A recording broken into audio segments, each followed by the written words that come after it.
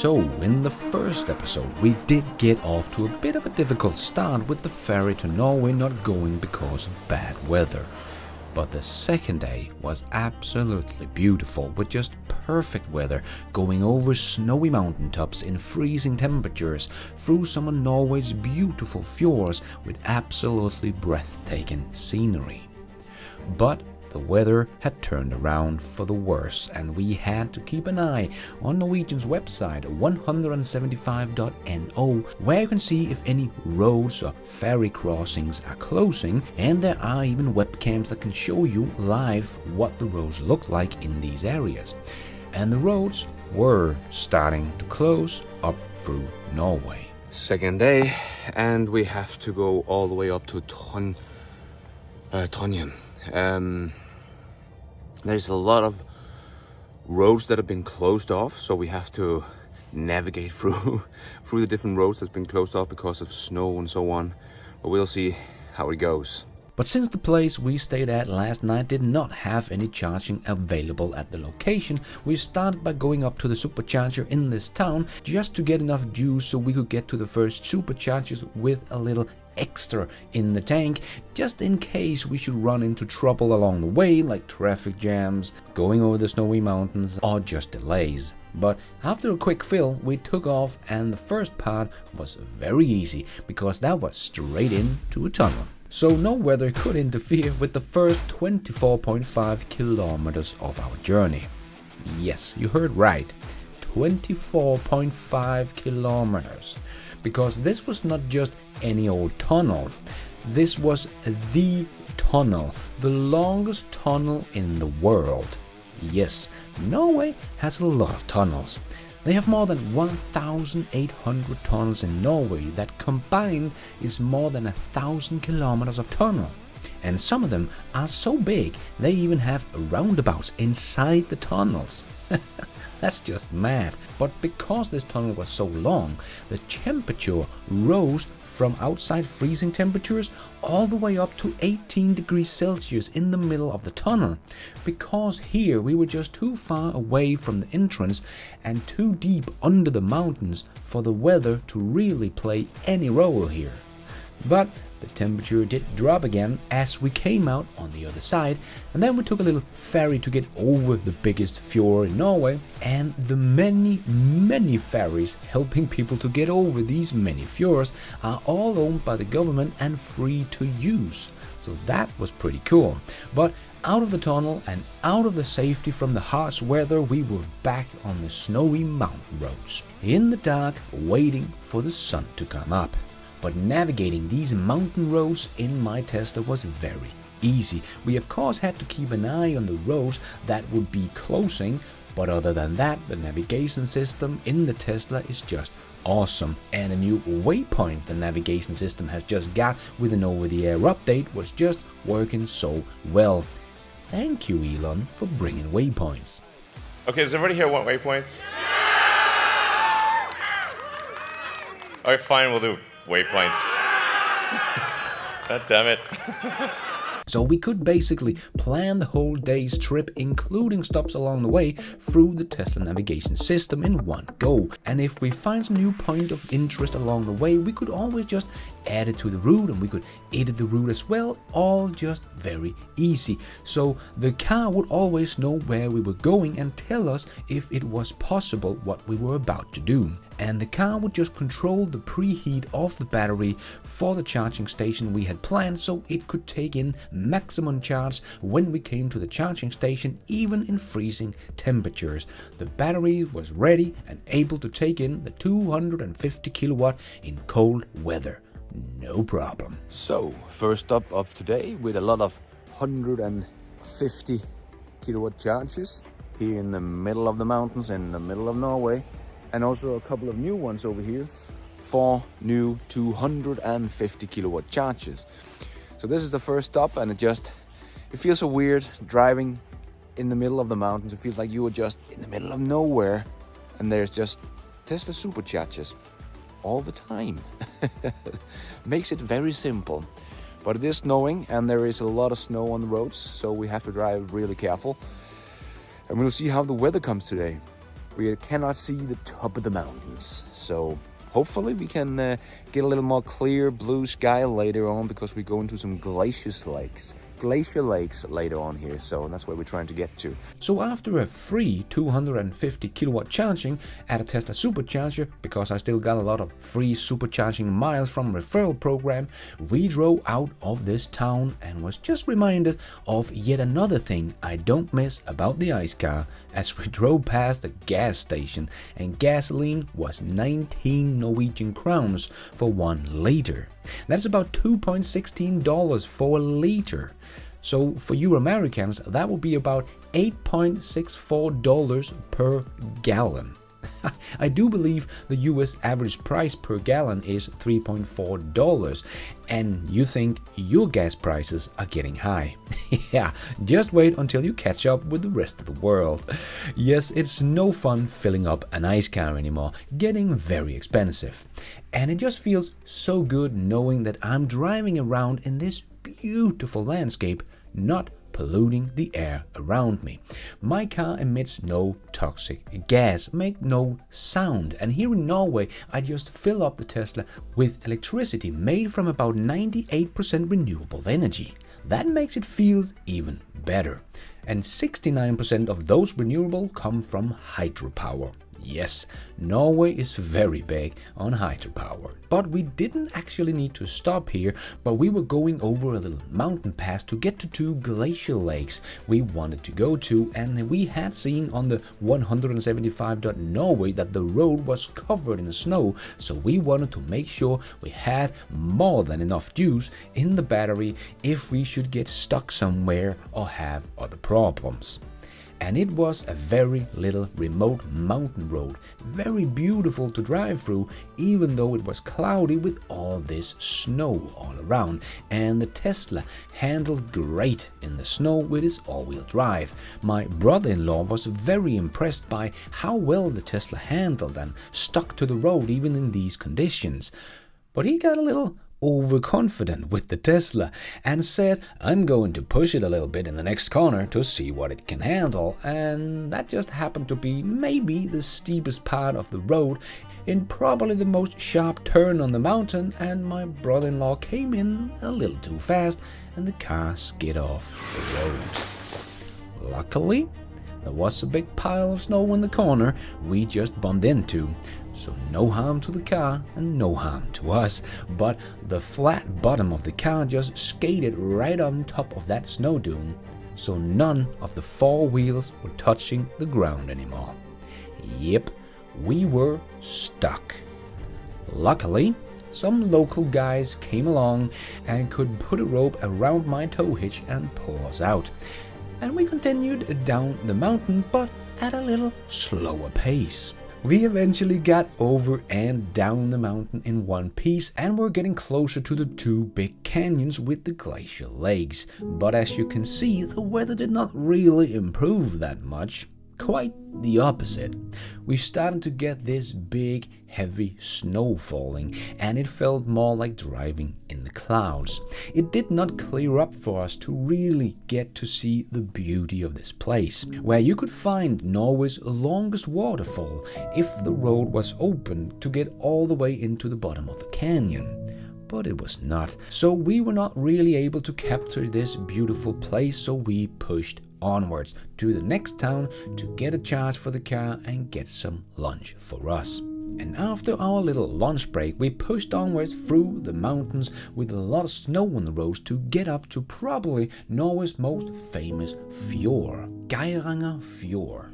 This is where the most tourists come to see the fjords, because here we see this beautiful steep mountain just dropping straight down into the fjord. And even though the weather was not with us, there was no denying the beauty of this place. But we pushed on and took the ferry over the big fjord to the other side, where the temperature suddenly got to a couple of degrees over the freezing point, and the snow turned into rain. Yeah, this did not make the driving experience any better.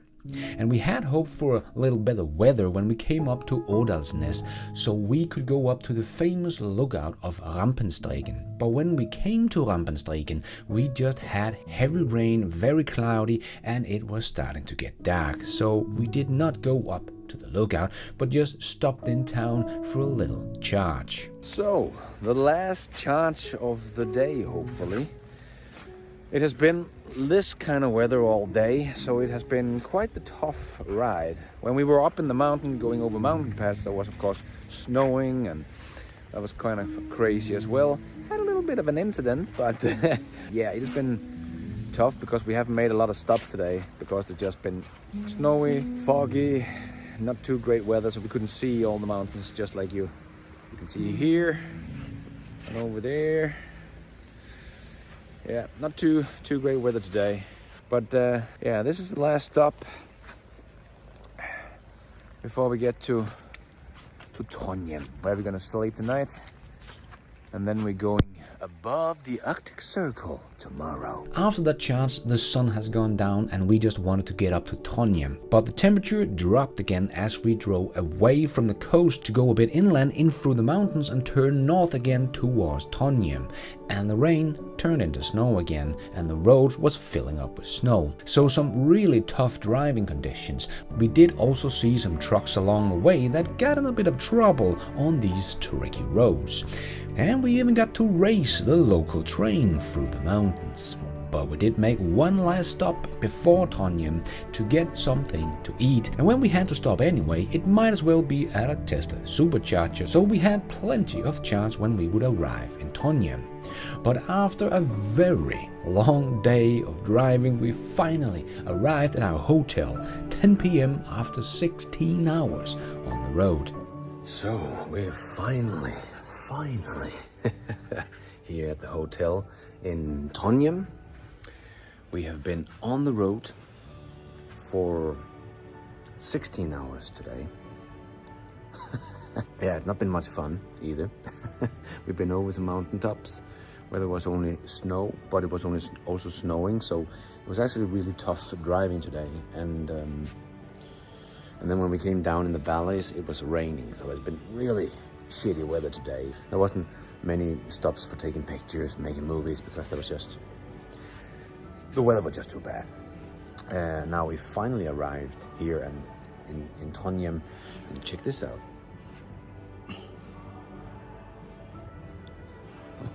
What a crazy lobby is that?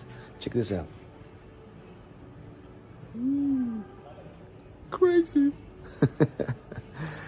But tomorrow, we're gonna go above the Arctic Circle. I'm gonna sleep in the car tomorrow above the Arctic Circle. And we're gonna go through hell. Literally. Wait and see. But now, I am going into my hotel room to crash, because we went up early, start driving at 6 o'clock in the morning. And now it's 10:15. We are pushing this car to its limits because we can't take it anymore. We're pushing the car to our limits. The car is holding up good. Oh, all right. See you tomorrow. So the next morning we got up early because we had yet another long drive ahead of us. And today we would try to get above the Arctic Circle. But first, we had to go through hell. Yep, not stopping here, just passing through. But it all started off pretty good. Still a bit cloudy, but no rain or heavy snow, so pretty good driving conditions. The road was covered in snow, but it was no problem for the tester to drive in, so we just enjoyed this beautiful snowy landscape and even saw some reindeers just next to the road. And because we were driving in this silent electric car, they didn't really care too much about us stopping just next to them and taking a few pictures. But we continued up to the next Tesla supercharger to have a little lunch break. So, third day, first big push. Light is coming. We're not gonna have much light left when we go above the Arctic Circle, but here we are at 250 kilowatt superchargers. So that's nice, just having lunch. And as you can see,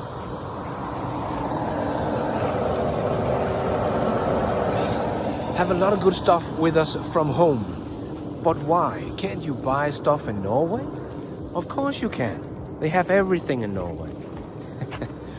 But it is expensive as hell in Norway. So we have filled up the trunk with food from home, much cheaper. And now we're just having lunch in the supercharge. And then we continuing and hopefully getting to the Arctic Circle in some hours, because the roads look like this, white. And we have -3 degrees, so it's not that cold. The worst thing is it's raining. Right now it's a little bit hail, kind of, but it has been raining a lot. So that's just becomes ice on the windscreen straight away, and we have to go out and hammer ice off the windscreen wipers every 30 minutes to see anything. So it's not the best driving condition. Hopefully the weather clears up and we can don't have to have ice forming all over the car as we go. So, a quick stop here at a 250 supercharger and onwards to the Arctic Circle. Let's go! And thanks to the preheating of the battery, there was never any slowdown of the charging speeds because of cold weather. Here we were at 26% charge in -3 degrees Celsius, and is still charged with almost 200 kilowatts, so very good. But after a quick lunch, we headed back on the road with a full charge. That would give us about 330 kilometers of real-world range here in the cold mountains.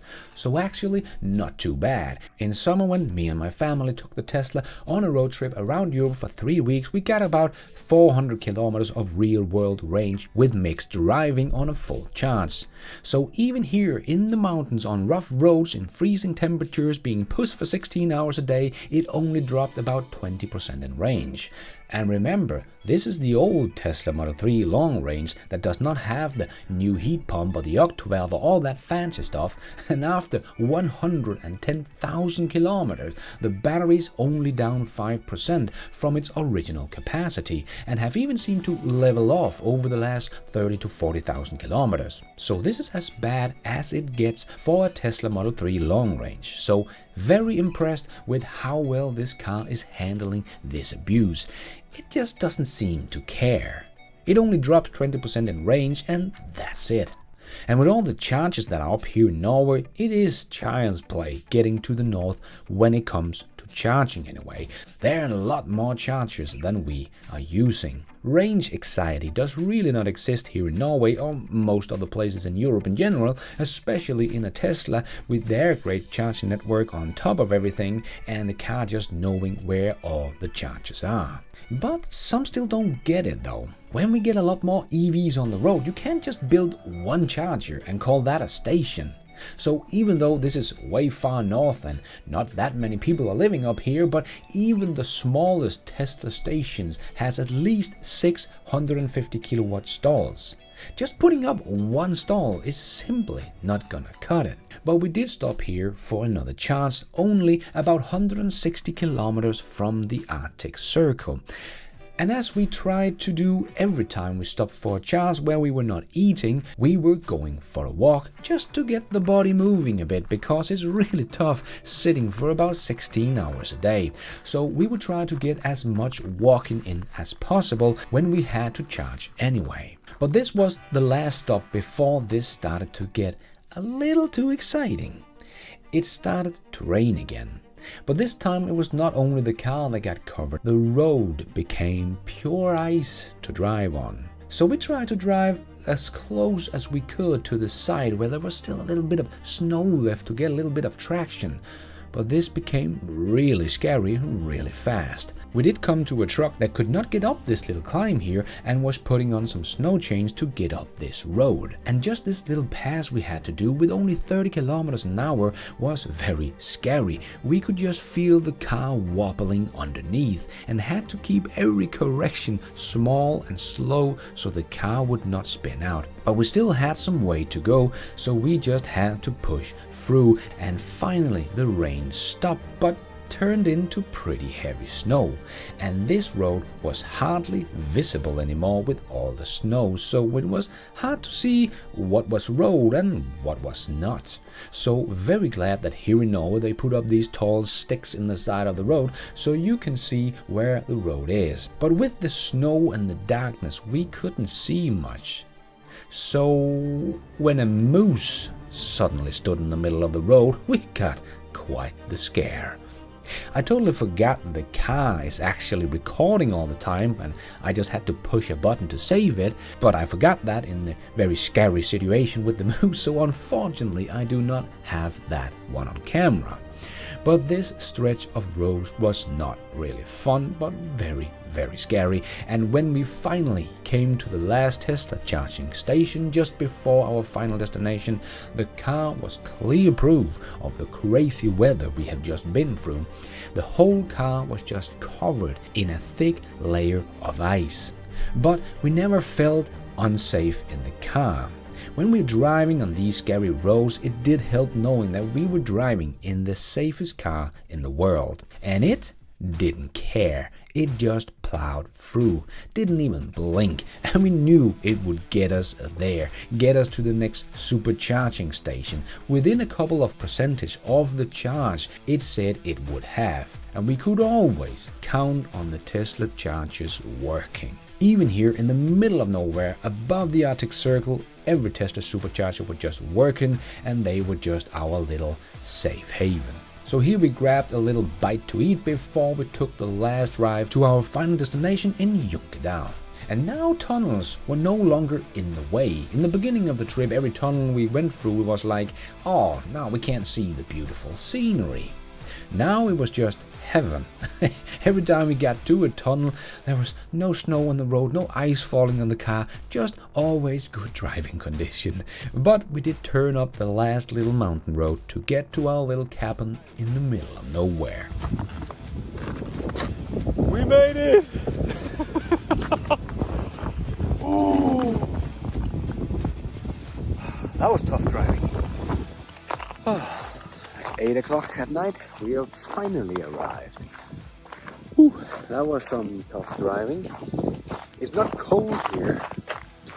I'm getting a little hard to see here, but anyway, it's not really cold. It's like plus 4 degrees Celsius. So, yeah, down here you can see water dripping down from the roof. It's not cold here.